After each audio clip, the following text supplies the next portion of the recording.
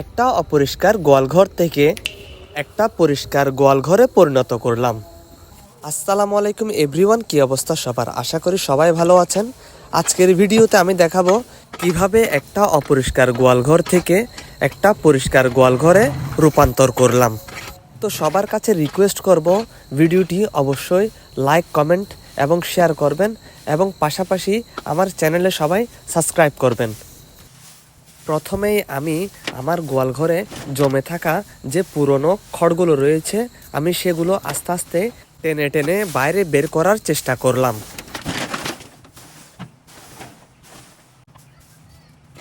প্রথম পর্যায়ে উপরের খড় পরিষ্কার করার পর আমি আবারও যেই ছোট ছোট ময়লাগুলো রয়েছে সেগুলো টেনে টেনে গোয়ালঘর থেকে বের করার চেষ্টা করব।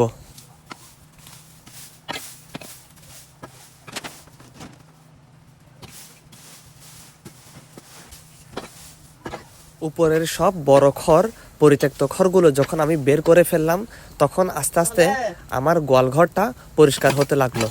আস্তে আস্তে আমি ছোট এবং অতি ছোট যে ময়লাগুলো রয়েছে সেগুলো আস্তে আস্তে টেনে টেনে একত্রিত করলাম এবং সবগুলো বাইরে বের করে ফেললাম। তো আস্তে আস্তে আমার পরিষ্কার করার প্রায় শেষ পর্যায়ে চলে এসেছি। আমার গোয়ালঘর প্রায় পরিষ্কার হয়ে গিয়েছে।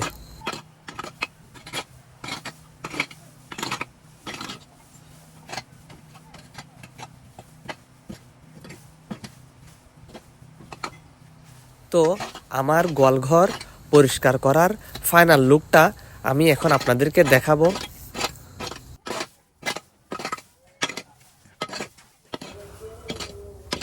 এটা হলো আমার গোয়ালঘর পরিষ্কার করার পর ফাইনাল লুক।